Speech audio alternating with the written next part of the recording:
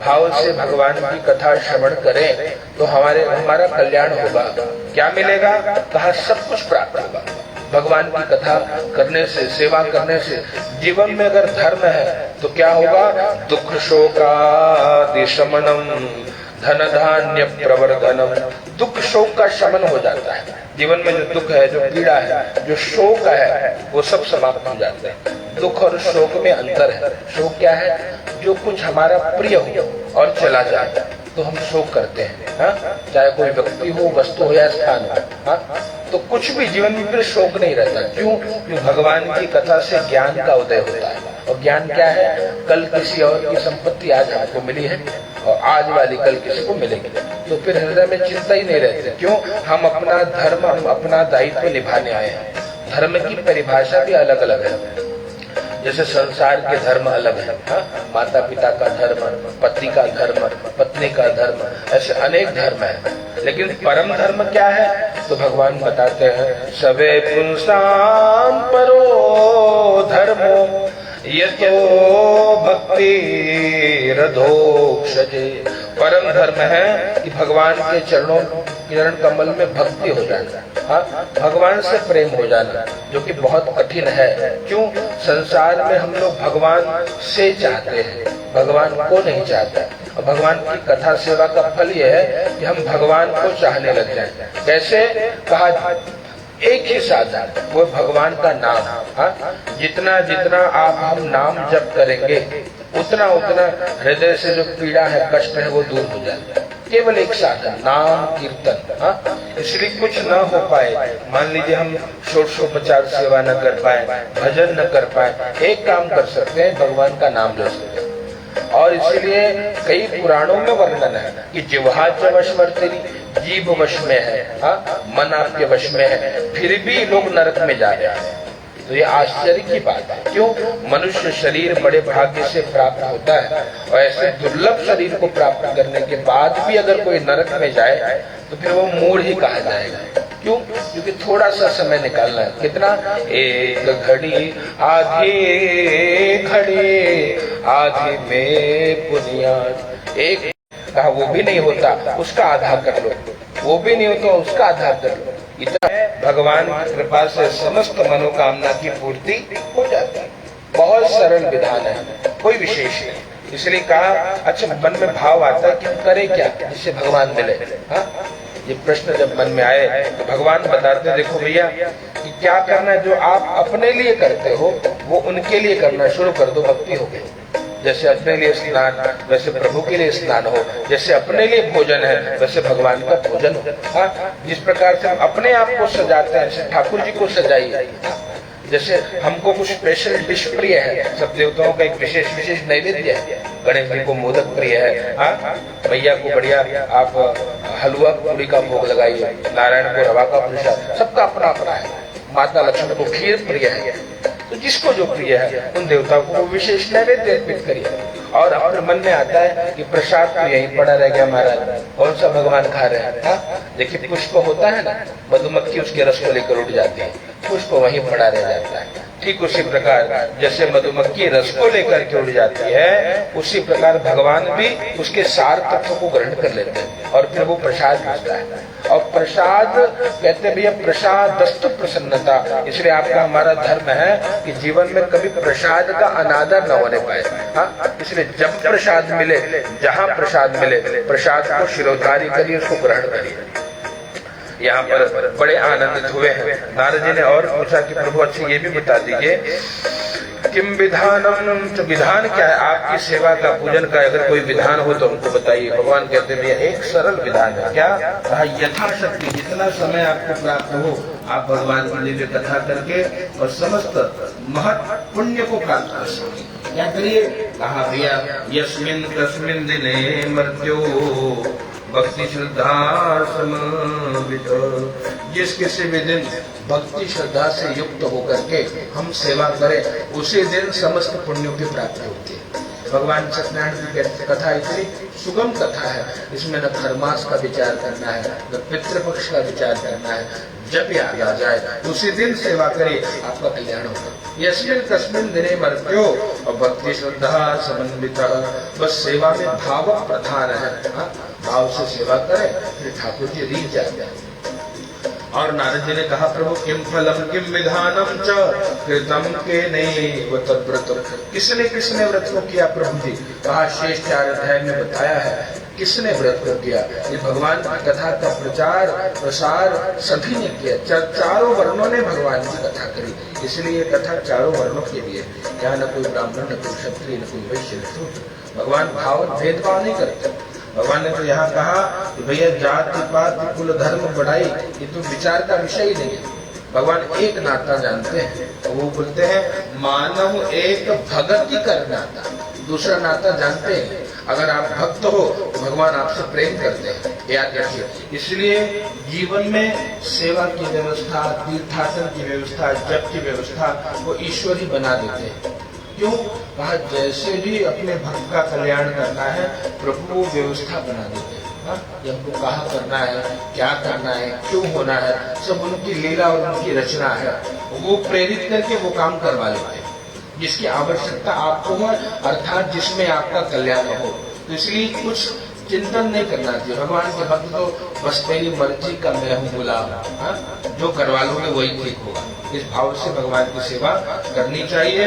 किम फलम किम विधानम च कृतम के नैव तद्व्रतम तत्सर्वं विस्तरात् ब्रूहि कदा कार्यं व्रतम। हे प्रभु आपके व्रत को कब किया जाए, ये विचार है।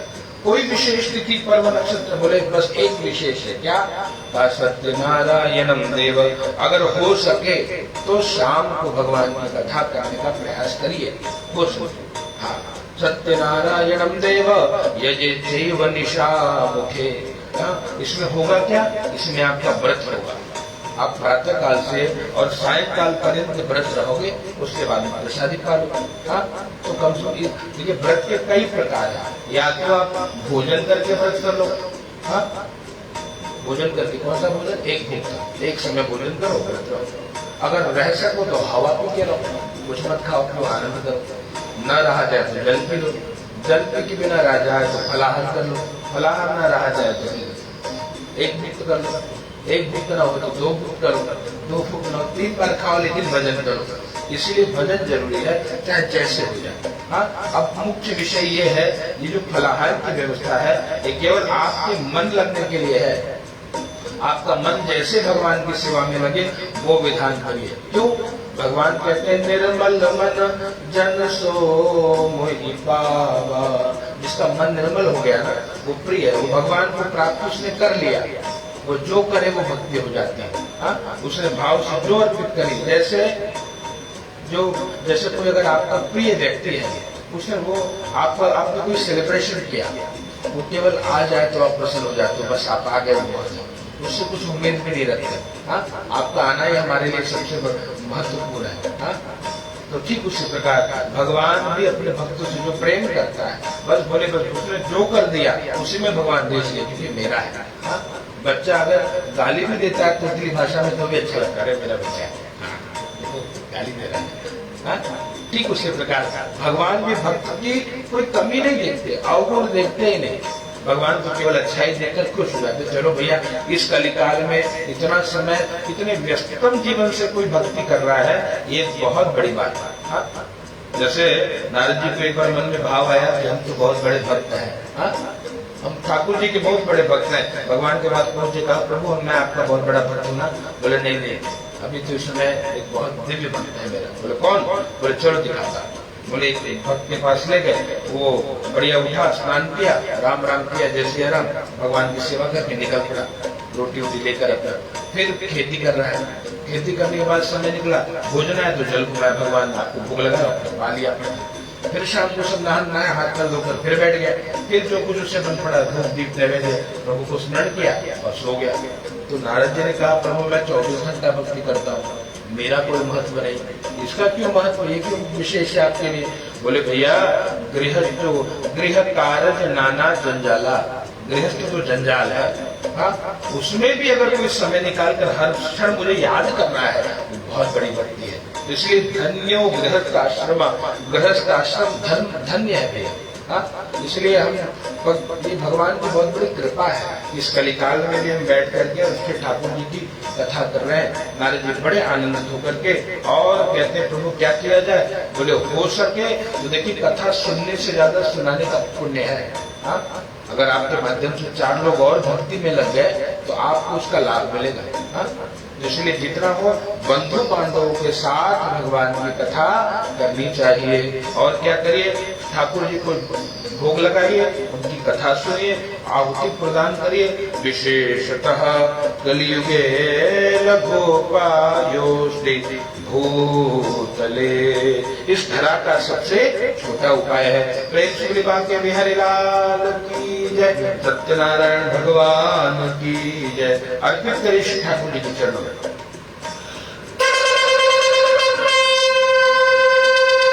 सत्यनारायण भगवान की जय।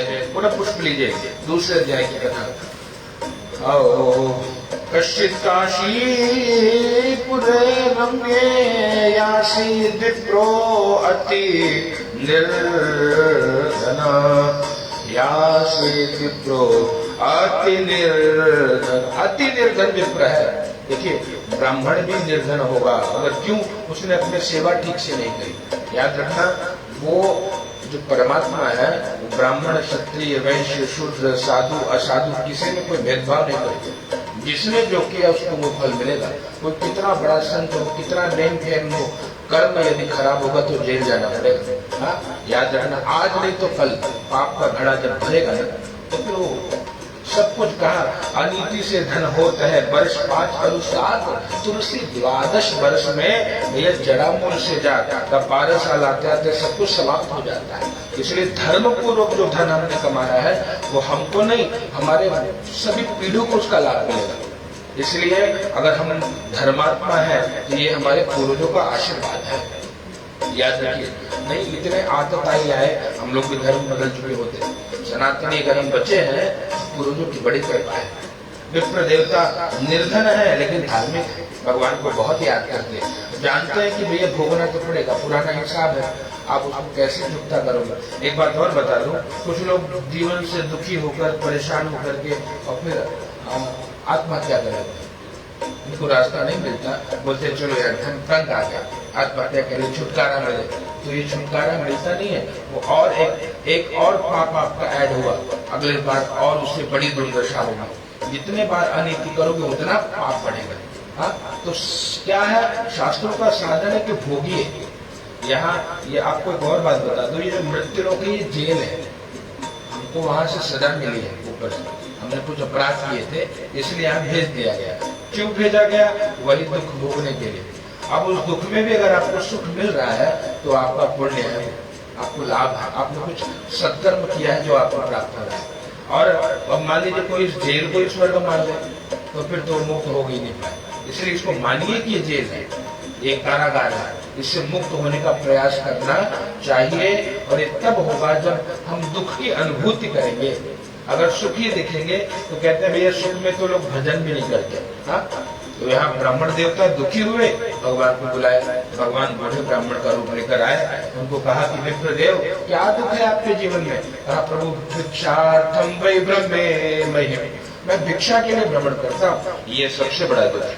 बोले अच्छा तो क्या करो? बोले उपाय बता दीजिए। बोले एक उपाय है, सत्यनारायणम देव यजेचैव निशाम, सत्यनारायण व्रत को करिए, ये आपका कल्याण कर देगा। बड़े आनंदित होकर के भगवान की जय जयकार करे, विनती करिए। बाकी बिहारी आपकी महत्व कृपा है जो हमको सेवा का सौभाग्य मिला। प्रातः काल उठे, स्नान किए, मंदिर में गए और बैठकर भगवान की कथा करने लगे। पूरी सेवा हो गई तो सेवा के बाद भगवान से विनती करी कि प्रभु एक मन में आस है ये अवसर बार बार मिले। ये समय बार बार मिले। क्यों? क्योंकि बड़े भाग्य से मनुष्य का शरीर मिला है और दुर्लभम भगवान का सत्संग भी बहुत दुर्लभ है, ये प्राप्त नहीं होता। प्रभु आपकी कृपा, इस भाव से विनती करी, भगवान की कृपा हुई और कहा जब जब समय मिलता भगवान के व्रत को करते, यहाँ सुखी रहे। और उनके मित्र लकड़हारे गांव में आकर के जब स्थिति देखी कि सारी संपत्ति प्राप्त है, इनको पूछा कि महाराज जी ये संपत्ति कहाँ मिली आपको? कहा बोले देने वाले हमारे ठाकुर जी। बोले क्या हमको भी मिलेगा? बोले यदि आप भी सेवा करोगे उनकी, भगवान की कथा सेवा करोगे, आपको भी लाभ मिलेगा। लकड़हारे ने ब्राह्मण देवता को बुलाकर हर महीने भगवान के व्रत का संकल्प लिया। यहाँ जब तक रहे धीरे धीरे सभी पाप शमन हुए। याद रखना, सेवा से पाप करते हैं, नाम जप करने से पाप करते हैं। इसलिए जितना हो जो नाम प्रिय लगे, राधा नाम, राम नाम, श्याम नाम, उस नाम का जप करना चाहिए और उसी से जीव का कल्याण होता है। और लकड़हारा ब्राह्मण देवता यहाँ सुखी रहे। देह त्याग के बाद भगवान के धाम को गए। प्रेम से बोले सत्यनारायण भगवान की जय हो।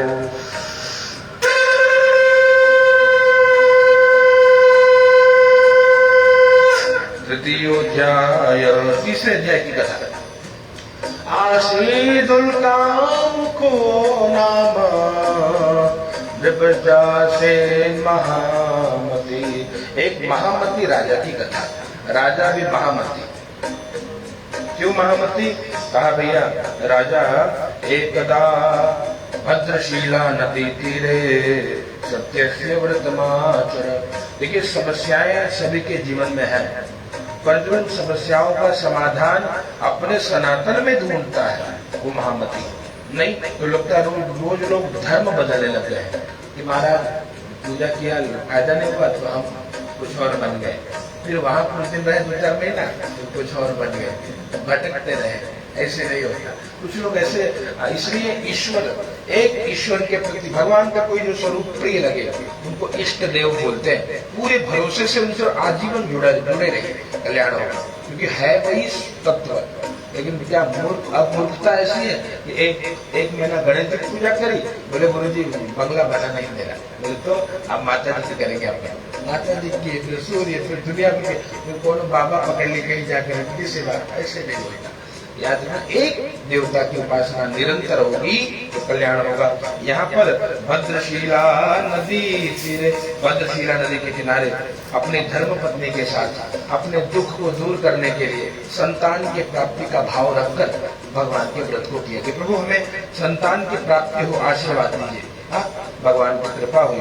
और यहाँ पर साधु नाम का बनिया आया, पूछता है कि मर्थम पुरुषे राजन भक्ति युक्तेन चेतसा। भक्ति से भाव से हे राजा कर क्या रहे हो आप? बोले मैं तो भगवान की कथा कर रहा हूँ। क्यों? बोले संतान की प्राप्ति के लिए। तो उन्होंने कहा कि प्रभु क्या इससे संतान मिलेगा? बोले अगर आपके हृदय में विश्वास है आपको प्रभु सब कुछ प्रदान करते हैं। भगवान की भक्ति का सार है विश्वास।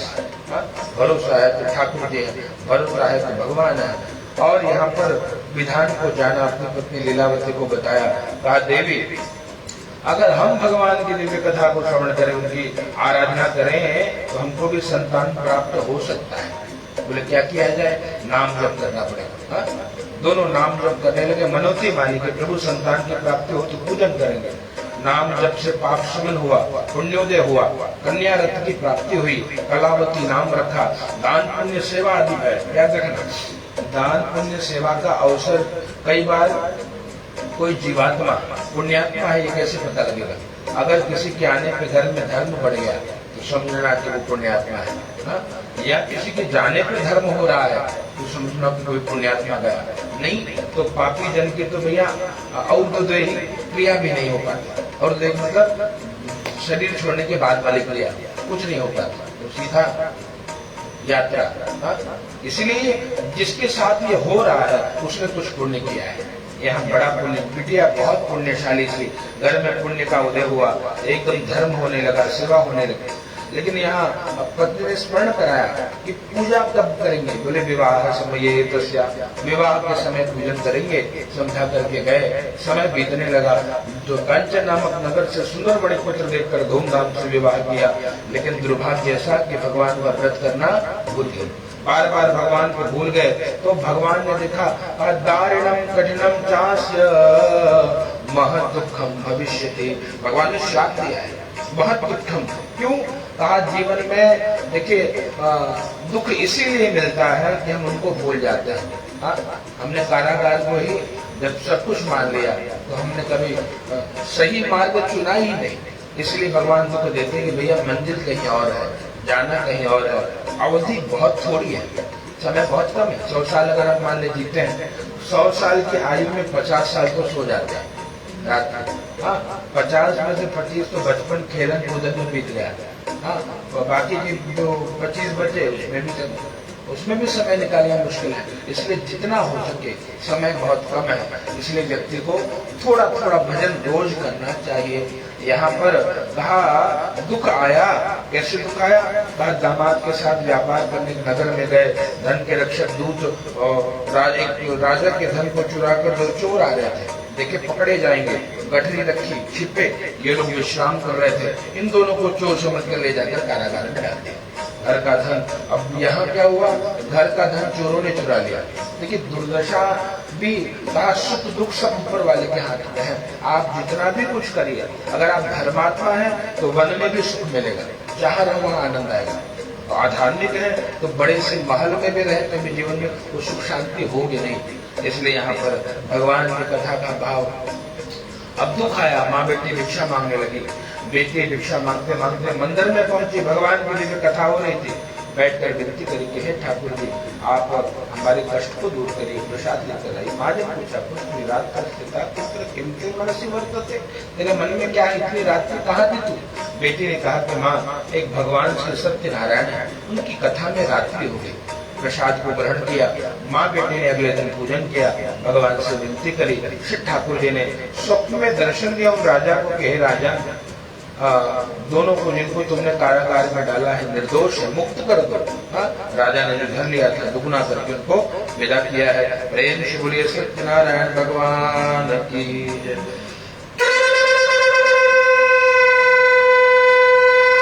भाग्य बिहारी लाल की जय। कृष्णाय वासुदेवाय हरये परमात्मने। चौथे अध्याय की कथा। यात्रांतु कृतवान साधुर मंगलायन पूर्विका। यात्रा के लिए निकला और दान पुण्य किया, मंदिर गया, ब्राह्मणों को दक्षिणा दी, सब सत्कर्म किए। भगवान ने परीक्षा ली, एक सन्यासी का रूप लेकर पूछा प्रभु ने कि हे बेटे, तेरी नाव में क्या है? सत्य की परीक्षा होती है बार बार, मन में फिर भी कपट भरा। याद रखना, कितने भी बड़े धार्मिक हो जाओ, अगर हृदय में कपट भरा है तो याद रखना जीवन में कभी भगवत प्राप्ति तो नहीं होगी, बाकी कुछ मिले न मिले।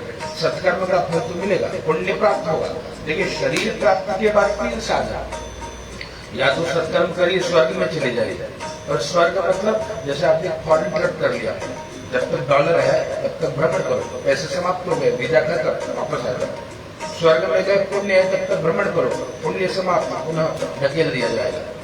दूसरा नरक की यात्रा। नरक मतलब जैसे जेल है आपका, आपने कोई अपराध किया, जितना बड़ा अपराध उतना बड़ा जेल, उतना बड़ी सजा। जो पाप किया उसमें पाप अपने शुद्धि के लिए आपको जेल भेजा जाता है, या वो दोष समाप्त हो। उसी प्रकार नरक की यात्रा होती है कि भैया इतने पाप किए, इतनी नरक की यात्रा भोगो, वो पाप समाप्त हुआ, वापस आ जाइए। और तीसरा जो यात्रा है उसको बोलते हैं भगवत प्राप्ति। वो कौन सी यात्रा? कहा यद गत्वा न निवर्तन्ते, जहाँ जाकर के आया नहीं जाता। जो जिसको मुक्ति कहो, निर्वाण कहो, मोक्ष कहो, भगवत प्राप्ति कहो, अनेक शब्द है, भाव यही है।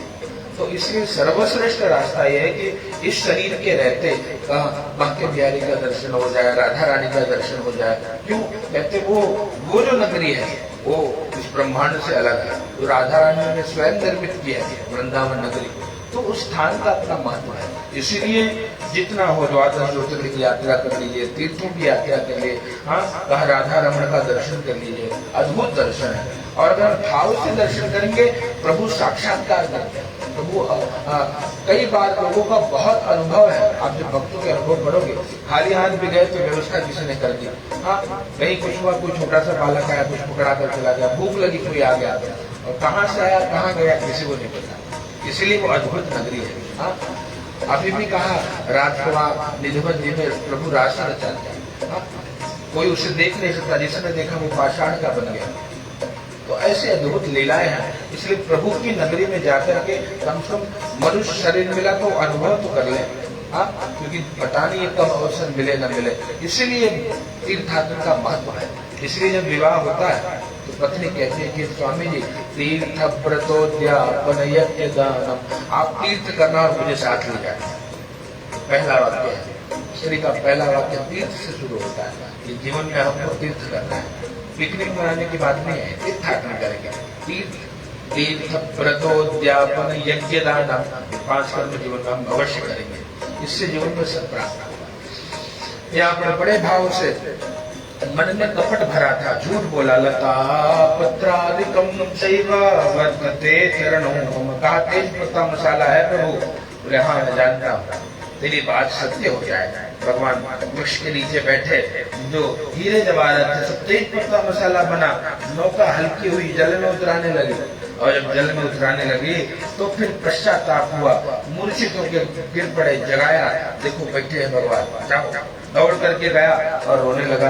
और जब रोने लगा तो भगवान कहते हैं कि मारो दे शुणु मद्वाक्यम मम पूजा बहिर्मुख। रो मत बेटे, मेरी पूजा से बहिर्मुख होने के कारण, बहिर्मुख और अंतर्मुख 2 शब्द है। हाँ, बहिर्मुख मतलब बाहर मुख, अंतर्मुख मतलब अंतर्मुखी। अब बहिर्मुख का मतलब कि बाहर से तो हम दिखाते हैं कि खूब सेवा कर रहे हैं, लेकिन हृदय में कोई भाव ना हो, हाँ, तो उसका कोई लाभ नहीं। हाँ, हृदय में भाव है, बाहर दिखाएगा। इसलिए जरूरी नहीं है कि संत आपको बड़े बड़े चोटी और टीके वाले मिलेंगे। हो सकता है जींस पहनकर गॉगल लगाने वाला व्यक्ति भी संत हो।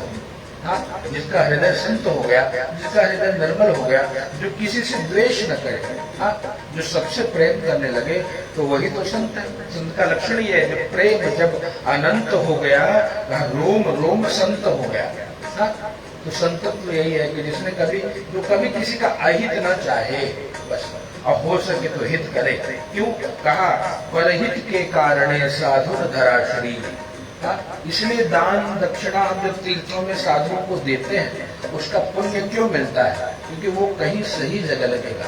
हाँ, जैसे आप कई बार जाकर वृंदावन में देखोगे तो आपको पता लगेगा कि वहाँ निःशुल्क रूप से कई हजारों लोग रोज भोजन कर रहे हैं आश्रमों में। तो आपका भी द्रव्य जो तुलसी पत्र वहाँ अर्पित हुआ, आपका भी धन उस द्रव्य में पुण्य में लगा। पुण्य प्राप्ति के सरल साधन, या तो यज्ञ करो, आहुति जितना आप देते रहोगे उतना पुण्य बढ़ेगा। हाँ, और दूसरा किसी को आहुति दो, भोजन कराओ, पुण्य बढ़ेगा। यहाँ भगवान ने कहा कि भैया मैंने तुझे दुख दिया, बोले प्रभु अब अपराध नहीं करूंगा, मुझे क्षमा कर दीजिए नाथ। मूढ़ो हम त्वां कथम जाने मोहितः तब माया, मोहितस्तव माया। हे प्रभु आपकी माया से मोहित हुई, इसीलिए नहीं जान पाया, मुझे क्षमा कर दीजिए प्रभु। भगवान ने कहा ठीक है, क्या चाहिए? कहा पुराना धन, तत्व सर्वम त्राहि माम शरणागतम। मैं आपकी शरण में आ गया प्रभु, अब मैं आपका हूँ, जैसे चाहो वैसे रखो। विनती करी प्रभु से, भगवान तथास्तु कहकर अंतर ध्यान हो गए और सब कुछ प्राप्त हुआ। धन के रक्षक दूतों को लेकर आगे बढ़ा, कहा देखो भैया मेरी नगरी आ गई, जाओ समाचार दे दो। दूत घर पे गए हैं, माँ ने जैसे सुना, कहा पूजा करो। वहां पर मैया ने अधूरा छोड़ा, पति आज्ञा मिली। लेकिन बात और, स्त्री का धर्म है पति सेवा, बस, और कोई सेवा नहीं। पति ने कहा कि सेवा करो तब करो, नहीं तो मत करो, वो अपने आप आपको वैकुंठ मिल जाएगा। हाँ, इतना सरल है, लेकिन ये कठिन भी है। पति सेवा बहुत कठिन है। पति में ईश्वर भाव रखना, ये तो आज के जमाने का चैलेंज है। हाँ, है ना? बोले अरे वो कहेगा भगवान, हम जानते कितना आप अपने धर्म को करेंगे, आपको वैकुंठ की प्राप्ति होगी। यहाँ पर स्त्री को आज्ञा मिली कि पति आज्ञा पूजा को छोड़कर उठ गई, कोई दोष नहीं लगा, लेकिन बेटी को आज्ञा नहीं मिली, तब उसे वहां से जब निकली तो पति जल में डूबा, दुख मिला। आकाशवाणी हुई कि साधो, तेरी बेटी ने प्रसाद का तिरस्कार किया है, प्रसाद को ग्रहण करेगी तो पति को प्राप्त करेगी। दौड़ कर आई, प्रसाद को ग्रहण किया, पुनः नदी के किनारे पहुंची तो देखा पति देवता नौका को लेकर के आ रहे थे, भगवान की जय जयकार करी, प्रेम से बोले सत्यनारायण भगवान की। तब से समय निकाल कर भक्ति करी, यहाँ सुखी रहे। देवता के बाद भगवान के धाम को गए, बाकी बिहारी लाल की जय।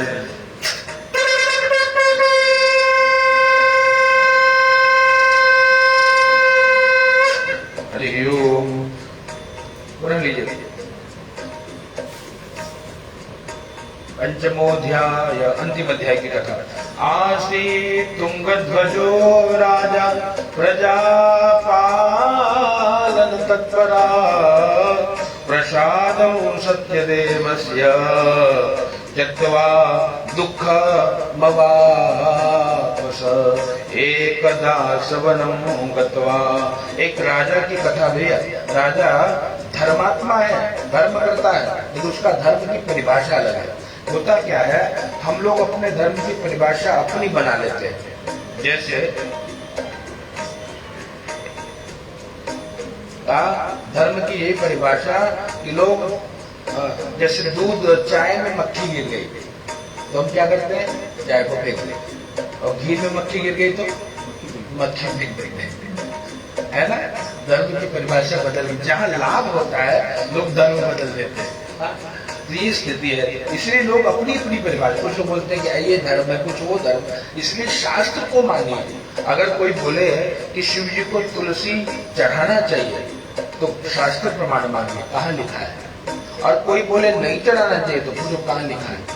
बिना लिखे मत खाली सुनी बात करें। शिव जी को तुलसी परम प्रिय है, लेकिन अभक्त लोग तुलसी नहीं चढ़ाते, बोलते कि शिव जी को चढ़ते नहीं है। और प्रमाण पूछो तो बोलो हमको नहीं मालूम।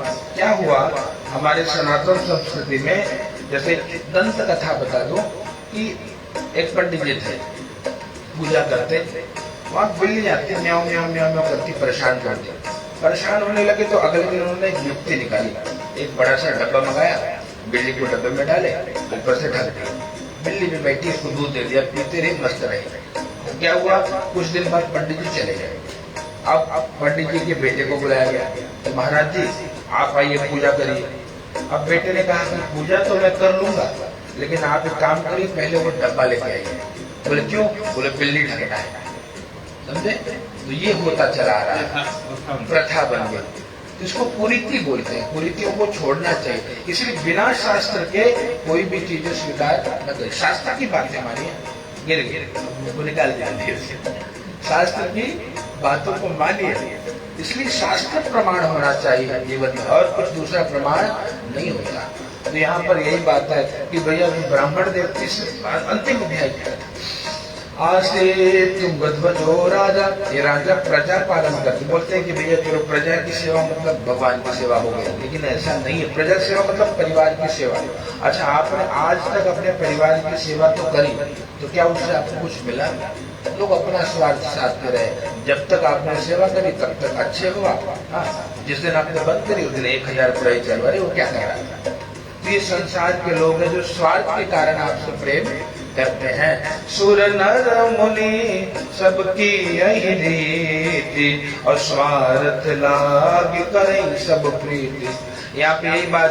तो राजा भगवान की सेवा नहीं करते। हुआ क्या, एकदा सवनं गत्वा, वन में गए, बहुत सारे पशु पक्षियों को मारा, वृक्ष के नीचे बैठे, देखिए छोटे छोटे बाल बाल भगवान की सेवा कर रहे हैं। राजा अभिमान के कारण न गया, न नमस्कार किया। पूरी पूजा हो गई तो प्रसाद का तिरस्कार कर दिया। हाँ, क्यों? क्योंकि मानता ही नहीं, जब मानते नहीं तो प्रसाद का है। पर दुख मिला, जब प्रसाद का को त्यागा तो उसका दुख मिला। क्यों? भगवान रुष्ट हुए। तस्य पुत्र शतम नष्टवा, 100 पुत्र धन धान्य, जिसका अभिमान करता था वो सब चला गया। भगवान और कुछ नहीं करते, जो आपका परम प्रिय होगा वो हटा देते हैं, तो अभिमान टूट जाता है, व्यक्ति तुरंत डाउन टू अर्थ हाँ, उसी का घमंड था, उसी का अभिमान था। इसलिए जिस मन में अभिमान वहां भगवान कहाँ से है। जहाँ अभिमान होता है वहां कभी भगवत दर्शन नहीं हो पाता। इसलिए राजा को पश्चाताप हुआ, ग्वाल वालों को बुला करके भगवान की कथा करी, विनती करी कि हे प्रभु, जब जब समय मिलेगा हम आपकी सेवा करेंगे।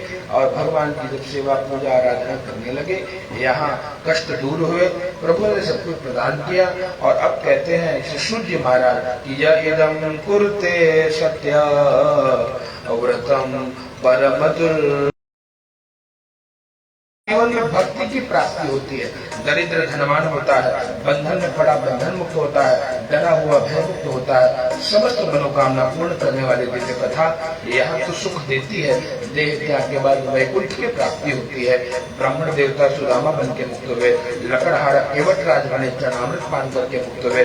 महाराज जी जो संतान की प्राप्ति के लिए पूजन करते हैं, प्रभु स्वयं उनके पुत्र बनकर आए हैं, वो महाराज दशरथ बने और पुत्र राम जी बने। राम राम कहते हुए देह त्यागा, साकेत धाम को चले गए। और बताते हैं भैया, इस प्रकार से भूतवा गोपाशते सर्वे ब्रजमंडलवासिन, ब्रजमंडल में निवास करने वाले ग्वाल बाल बने, छोटे छोटे ग्वाल बाल कान्हा जी की सेवा करके और गौ माता की सेवा से गौलोक धाम को गए हैं। और बताते भैया कि वो जो तुंगध्वज नाम का महाराज है, वो स्वयं भू मनु बने, सर्वान भागवतान कृत्वा, सभी भागवत कर्म को करके और भगवान के श्री भागवत धाम को गए, भागवत लोक को गए। और इस प्रकार से जो साधु नाम का बनिया है, मूर्धध्वज नाम का राजा बना, देहार दम करके शिकवा, पुत्र को चीर कर श्री ठाकुर जी को अर्पित करके और भगवान के धाम को गए। इस प्रकार से भगवान ने भक्तों की परीक्षा ली है और भक्त को ज्ञान हो जाता है कि आज मेरे द्वारा भगवान आए हैं। इसलिए भक्त जानते हैं कि भगवान कौन है। इसलिए और न जानो तो गुरु पकड़ लो। इसलिए गुरु बिन भवन निधि तरहि न कोई, जो बिरंज शंकर सम होई।